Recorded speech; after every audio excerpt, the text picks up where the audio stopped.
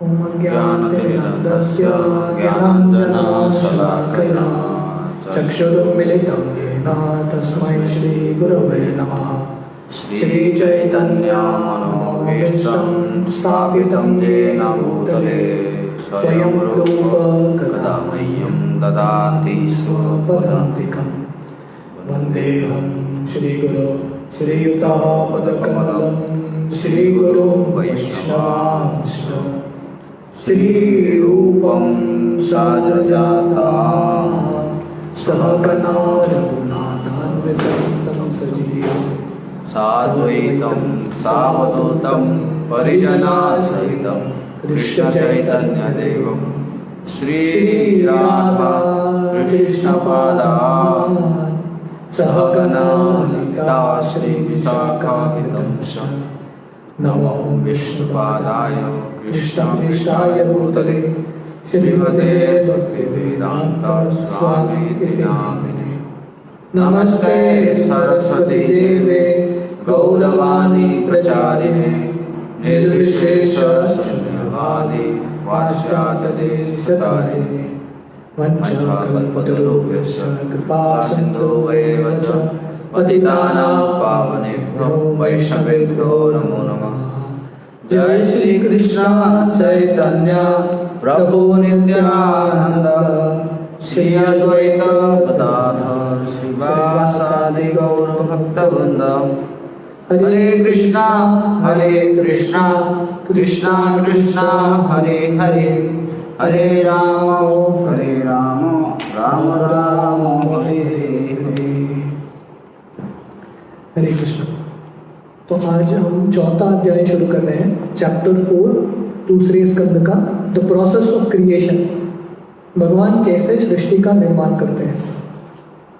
तो पिछले अध्याय में हमने देखा, तो पिछले अध्याय का शीर्षक था प्योर डिवोशनल सर्विस, शुद्ध भक्ति। तो वो अध्याय में शौनकादि ऋषि सुत गोस्वामी को बताते हैं कि क्यों व्यक्ति को कृष्ण कथा करनी चाहिए। तो यहाँ पे बताते हैं, पिछले अध्याय के बारे में हम चर्चा कर रहे हैं कि जो लोग भगवान की कथा नहीं करते हैं वो पशुओं की तरह है, और जो लोग कान से भगवान की कथा नहीं सुनते उनका कान सर्प के बिल की तरह है, और जीवा से भगवान का गुणगान नहीं करते तो ऐसा जो जीवा है मेंढक के जीवा की तरह है, और जो सर भगवान के चरण कमल में झुकता नहीं है ऐसा सर सिर्फ एक बोझा है। और इस तरह से बताते हैं कि जो आंख भगवान का रूप देखते नहीं है, दर्शन नहीं करते हैं, ऐसा आंख जैसे मोर के पंख में आंख होते हैं वैसा है। आंख है पर आंखों का उपयोग नहीं है। तो इस तरह से वो सुत गोस्वामी के बताते हैं, शौनक आदि ऋषि, कि इसलिए हर एक व्यक्ति को कृष्ण कथा सुननी चाहिए। और अंतिम श्लोक में बताते हैं, O Suta Goswami, your words are pleasing to our minds, please therefore explain this to us as it was spoken by the great devotee Shukdev Goswami, who is very expert at transcendental knowledge and who spoke to Maharaj Parikshit upon being asked। तो इस तरह से भगवान की कथा श्रवण का गुणगान करते हुए बताते हैं कि इसलिए सुत गोस्वामी हमको शुकदेव गोस्वामी और परीक्षित के बीच में जो संवाद है उसको और विस्तार से सुनना है। तो वो श्लोक के साथ तीसरा अध्याय समाप्त होता है। तो अभी हम चैप्टर 4 चौथा अध्याय शुरू कर रहे हैं, the process of creation. Text 1। सुत उवाच वैयासके इति वचस् तत्त्वा निश्चयमात्मना उपधार्य मतिं कृष्णे औतेर्य सत्यं व्यधात्। Translation: Suta Goswami said, Maharaj Parikshit, the son of Uttara, after hearing the speeches of Shukdev Goswami, which were all about the truth of the self, applied his concentration faithfully upon Lord Krishna. तो हमने देखा कि दूसरे स्कंद के पहले अध्याय से ही शुकदेव गोस्वामी उनके जो प्रवचन है वो शुरू करते हैं। तो इसलिए सुत गोस्वामी यहाँ पे बता रहे हैं कि परीक्षित जब उन्होंने इतना सुना सुखदेव गोस्वामी के जो प्रवचन है, जो वाक्य है, जो हमेशा जो परम तत्व है उसका गुणगान करता है, तो उन्होंने ध्यान से ये विषयों को सुना।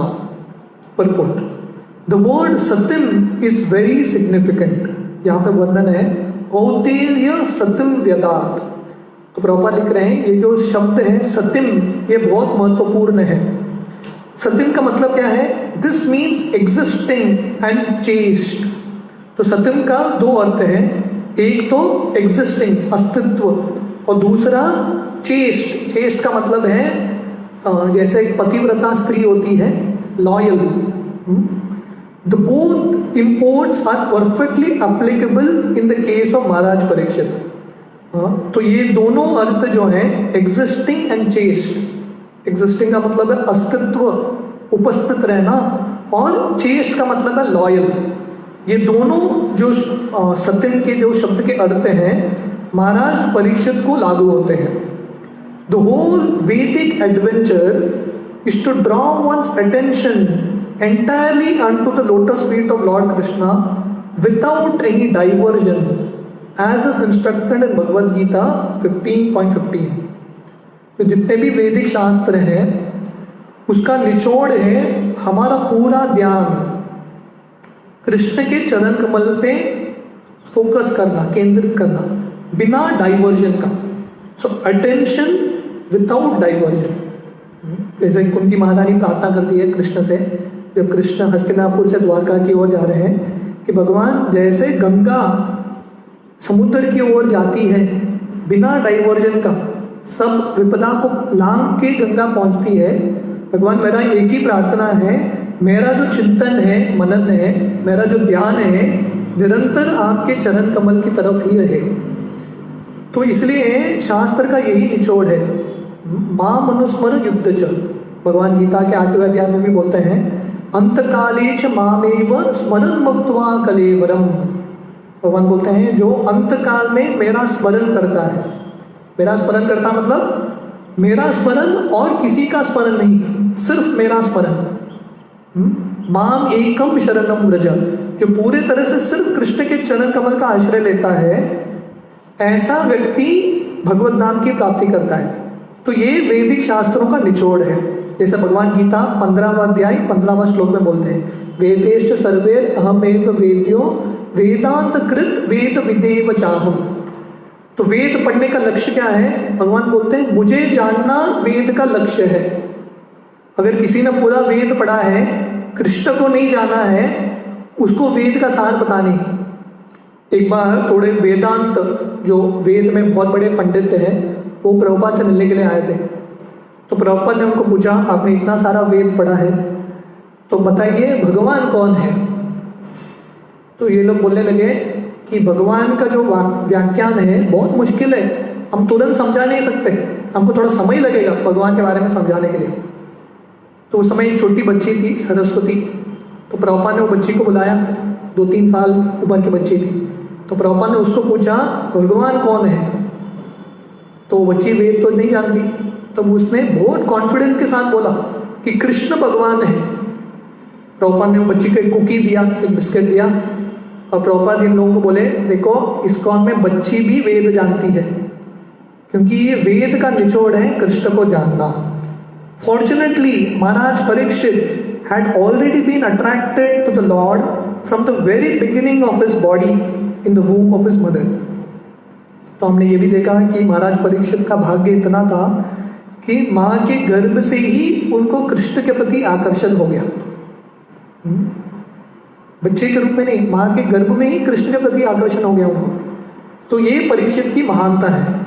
In the वूम of his mother he was struck by the Brahmastra atomic bomb released by Ashwatthama, but by the grace of the Lord he was saved from being burnt by the fiery weapon, and since then the king continuously concentrated his mind upon Lord Shri Krishna, which made him perfectly chaste in devotional service।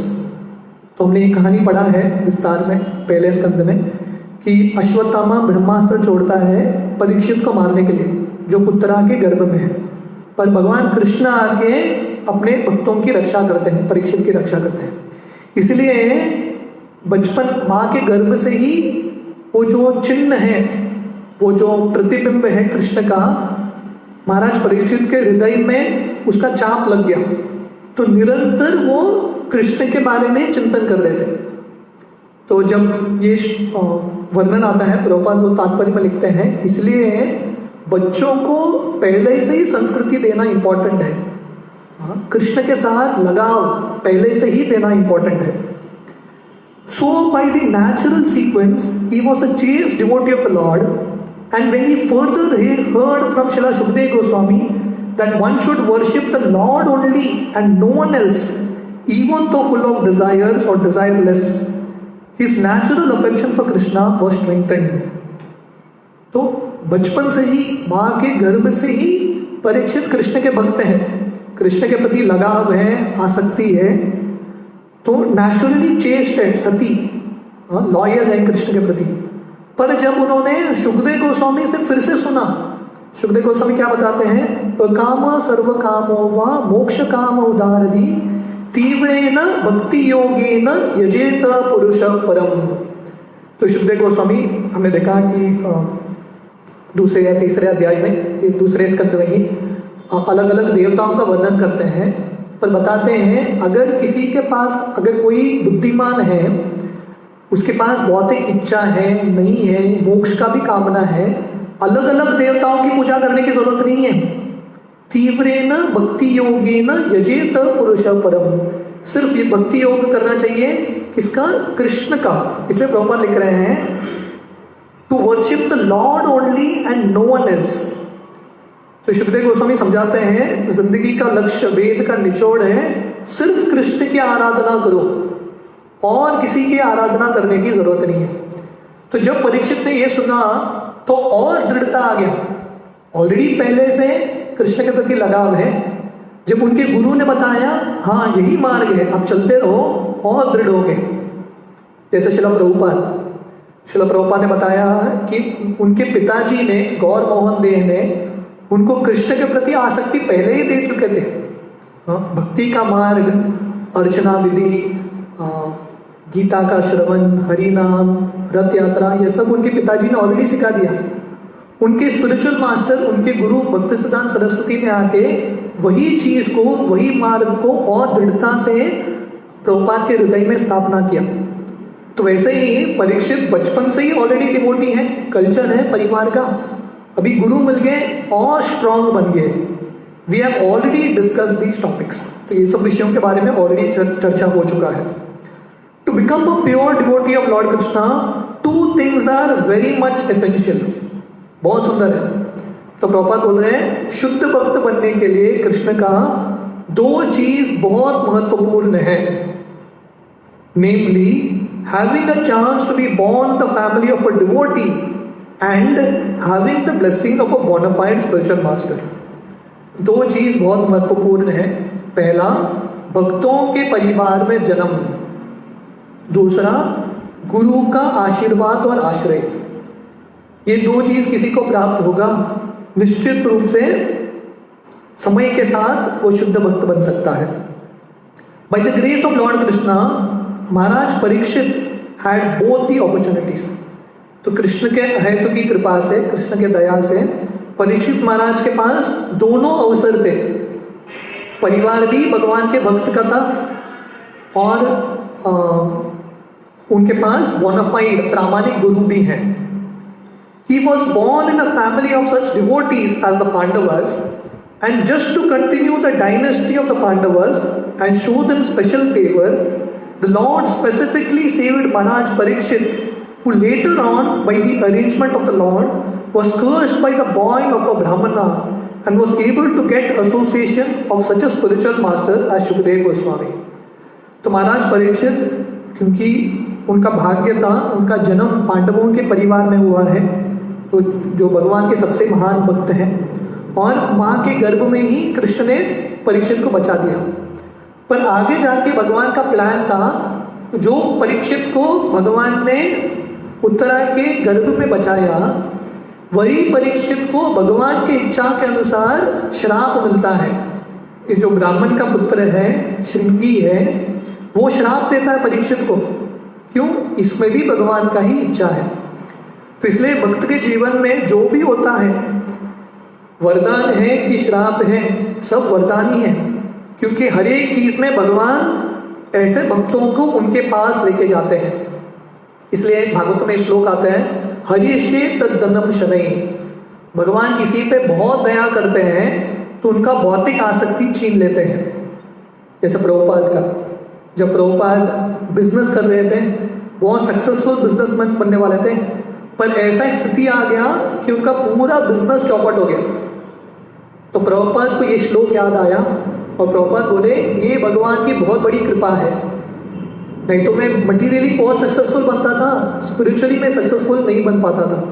तो ये भगवान की कृपा है, इसलिए मैं आध्यात्मिक रूप से प्रगति कर सकता हूँ। तो वैसे ही हालांकि परीक्षित को श्राप मिला कि इनकी 7 दिन में मृत्यु होगी, पर ये सबसे बड़ा वरदान था, क्योंकि इसी के वजह से परीक्षित को गुरु मिले, सुखदेव गोस्वामी का आश्रय मिला। In the Chaitanya Charitamrita it is said that a fortunate person by the mercy of a spiritual master and Lord Krishna achieves the path of devotional service.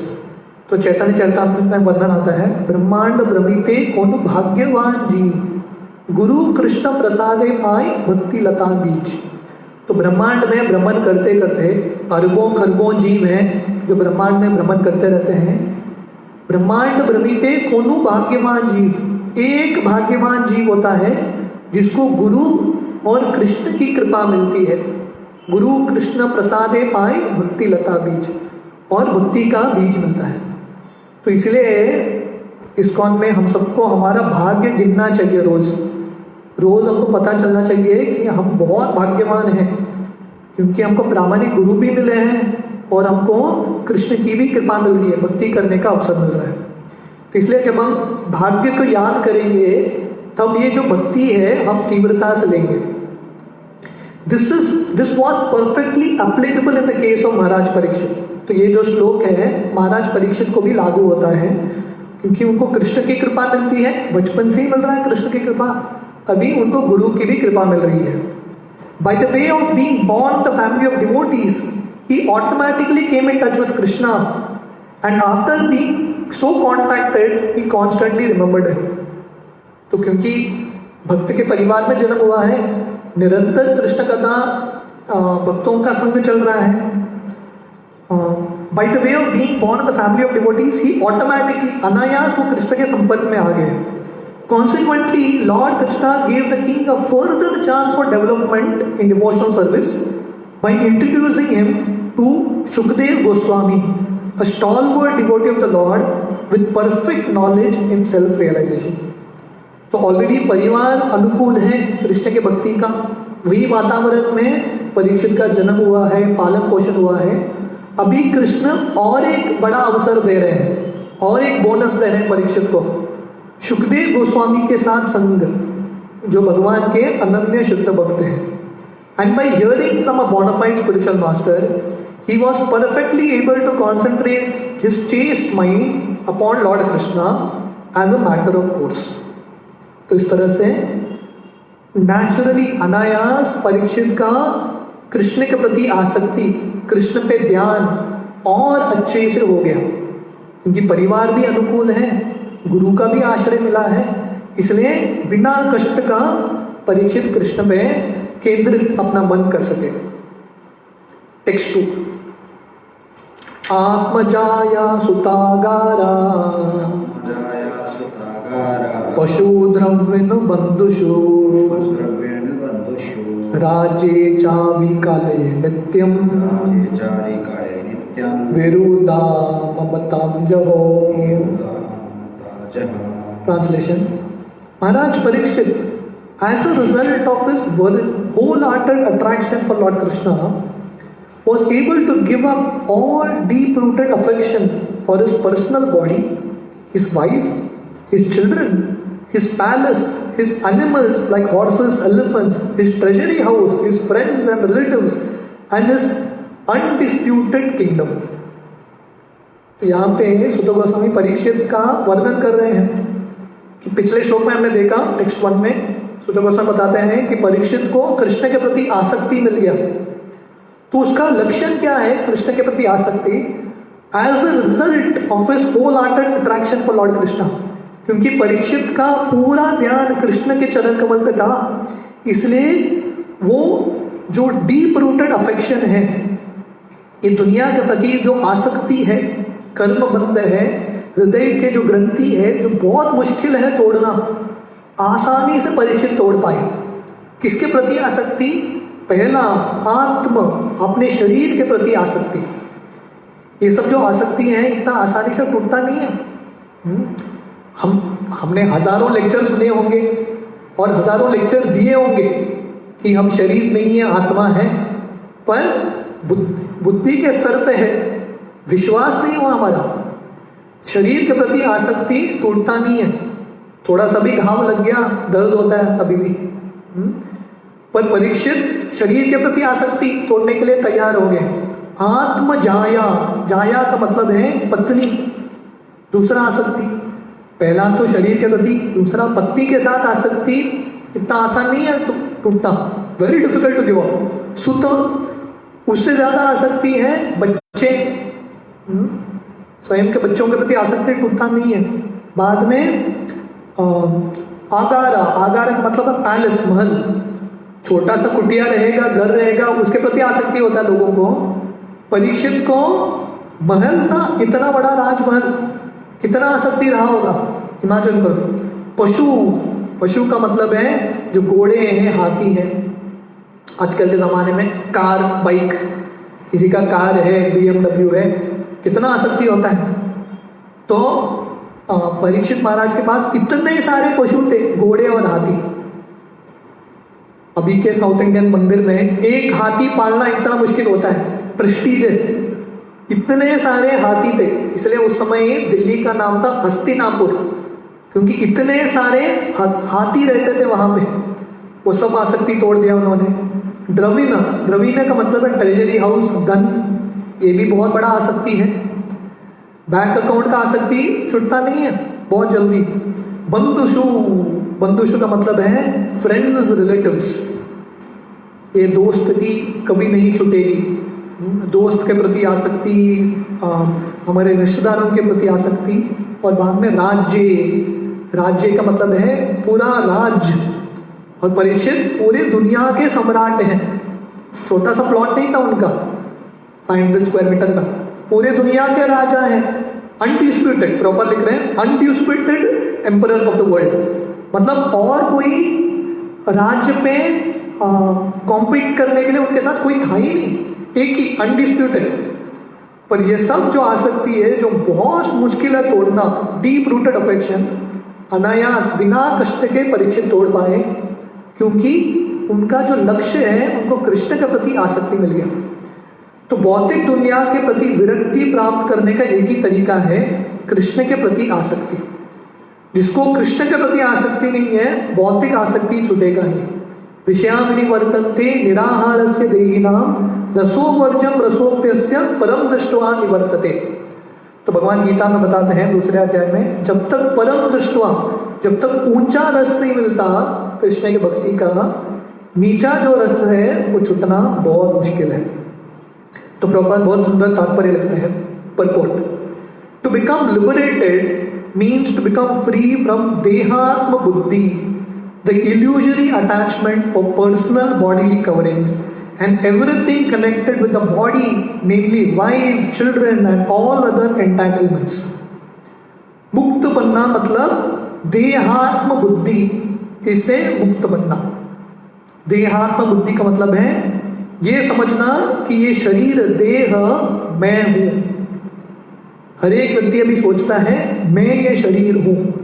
तो मुक्ति का मतलब ये सोच, ये समझना और ये साक्षात्कार प्राप्त करना, मैं ये शरीर नहीं हूं, मैं आत्मा हूं। ये शरीर मेरे लिए एक ड्रेस है, वाचांस जिह्वानि यथा विहाय, इस भगवान गीता में बोलते हैं ये मेरे लिए कपड़ा है, वस्त्र है। ये कपड़ा मैं नहीं हूं, मैं आत्मा हूं। तो मुक्ति का मतलब शरीर और शरीर के साथ जो अलग अलग पदार्थ हैं, शरीर, पत्नी, बच्चे, सोसाइटी, घर, इससे विरक्ति प्राप्त करना है कि नहीं। हम कितना आसक्त बनते हैं थोड़े ही सालों के संग में। ये शरीर हमको मिला है 30 साल पहले, जो भी हमारा उम्र है, और ये 30 साल में हमको लगता है कि यही मैं, ये शरीर ही मैं हूँ। किसी के साथ शादी होता है 5 साल 10 साल, पर ऐसा लगता है उसके, वो शादी होने से पहले उसके बिना हम जी रहे थे, जिंदगी तो चल रहा था, तो शादी होने के बाद ऐसा लगता है उसके बिना मैं जी नहीं सकता, नॉट पॉसिबल। कितना आसक्ति बन जाता है बच्चों के प्रति, पोस्ट के प्रति। तो ये सब आसक्ति से मुक्त होना, इसका मतलब है मुक्ति। One selects a wife for bodily comfort and the result is children. तो कोई शादी करता है, पत्नी स्वीकार करता है शरीर के इंद्रिय तृप्ति के लिए, शरीर के सुख के लिए, है कि नहीं? और उसका रिजल्ट है बच्चे, result is children. For wife and children one requires a dwelling place and such a residential house is also necessary. तो ये गृहस्थों की निंदा नहीं है, पर ये दिखाने का है कि शायद कोई व्यक्ति गृहस्थ बनेगा, फिर भी ये जानना इंपॉर्टेंट है कि हमको आसक्त नहीं बनना है। हमारे जो आसक्ति है फिर भी कृष्ण के तरफ ही रखना है। तो व्यक्ति शादी करता है, शादी के साथ बच्चा आता है, तो अभी पहला तो व्यक्ति अकेला है, सिर्फ अगर ब्रह्मचारी है तो आसक्ति सिर्फ शरीर के प्रति रहता है।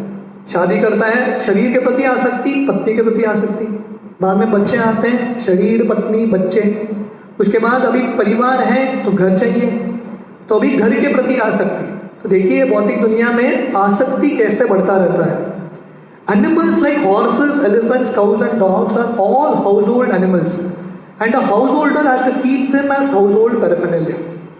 तो उस जमाने में, पहले जमाने में अगर घर है, बच्चे हैं, पत्नी है, घर है, तो घर के अलग अलग पशु भी होते हैं, घोड़े, हाथी, कुत्ते, गाय इत्यादि। और मॉडर्न लाइफ में, in modern civilization, the horses and elephants have been replaced by cars and conveyances with considerable horsepower. तो आधुनिक दुनिया में कोई घोड़े, हाथी तो नहीं रखता, पर हर एक के पास गाड़ी तो होता है, बाइक होता है, कार होता है, उसके प्रति आसक्ति। To maintain all the household affairs, one has to increase the bank balance and be careful about the treasury house, and in order to display the opulence of material assets, one has to keep good relations with friends and relatives, as well as become very careful about maintaining the status quo. तो अभी घर हो गया, पत्नी आ गई, बच्चे हैं, पर अभी धन भी चाहिए, है कि नहीं? ट्रेजरी हाउस चाहिए, धन चाहिए, बैंक बैलेंस चाहिए, क्योंकि ये सब मेंटेन करने के लिए पैसा लगता है, बैंक बैलेंस, तो उसके प्रति आसक्ति। और दोस्त भी चाहिए, समाज भी चाहिए, क्योंकि आपके पास गाड़ी रहेगा, पत्नी रहेगी, धन रहेगा, किसको दिखाएंगे? जब तक आप लोगों को जाके दिखाएंगे नहीं, तब तक आनंद नहीं मिलता। तो उसके लिए सोसाइटी, फ्रेंडशिप, अलग अलग क्लब्स होता है, लायंस क्लब, रोटरी क्लब, अलग अलग क्लब में लोग ज्वाइन करते हैं। क्यों? क्योंकि बहुत कष्ट के साथ, प्रयास के साथ लोगों को स्टेटस को मेंटेन करना है। मेरा भी कुछ अस्तित्व है, मैं भी जब जाऊंगा लोगों को जानना चाहिए मेरा भी कुछ लेवल है। This is called material civilization of material attachment. तो ये भौतिक समाज है, आसक्ति का समाज, भौतिक आसक्ति का समाज। तो भौतिक दुनिया में प्रगति करना मतलब आसक्ति बढ़ाते रहना। Devotion for Lord Krishna means negation of all material attachments as detailed above।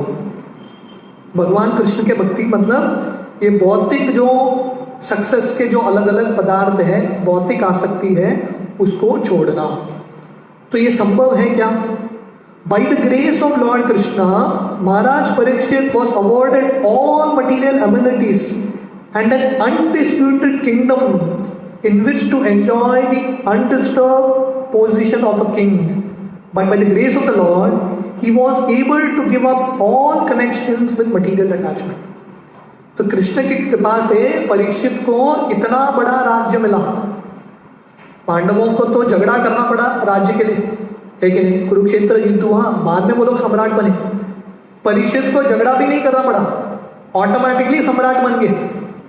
देखो परीक्षित का भाग्य, इतना सब कुछ मिला, भोग करने का पदार्थ भगवान कृष्ण ने दिया, फिर भी सही समय पे परीक्षित सब छोड़ के निकलते हैं।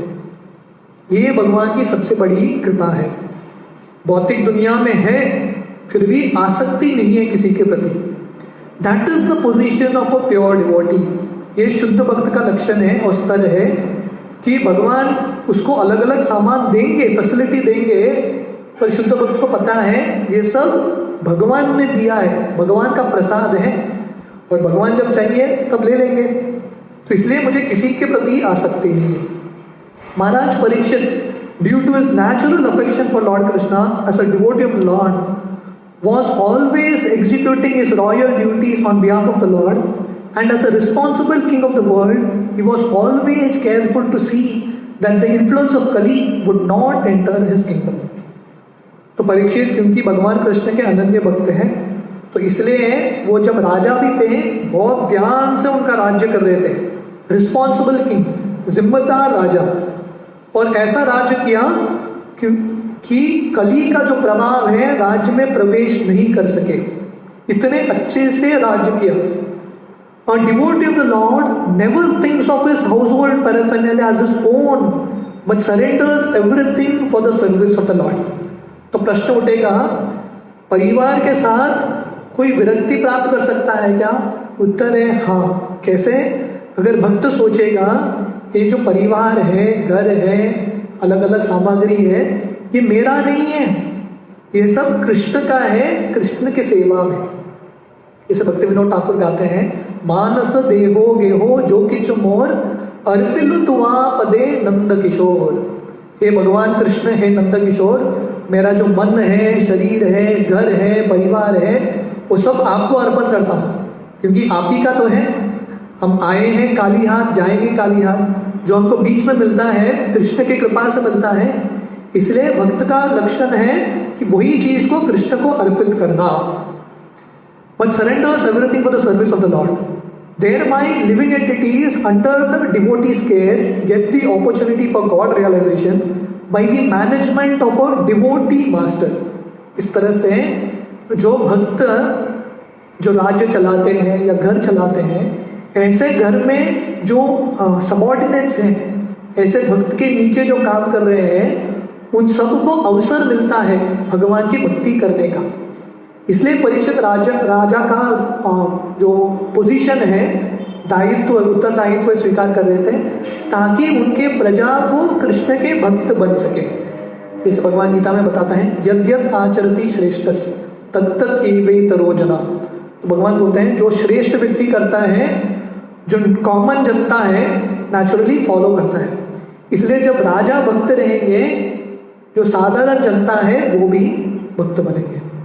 तो इस तरह से परीक्षित राज्य में होते हुए आसक्ति बिल्कुल नहीं था, क्योंकि उनका पूरा आसक्ति कृष्ण के प्रति है। तो और एक पैराग्राफ बचा है ये श्लोक का, वो हम कल सुबह कंटिन्यू करेंगे। हरे कृष्ण।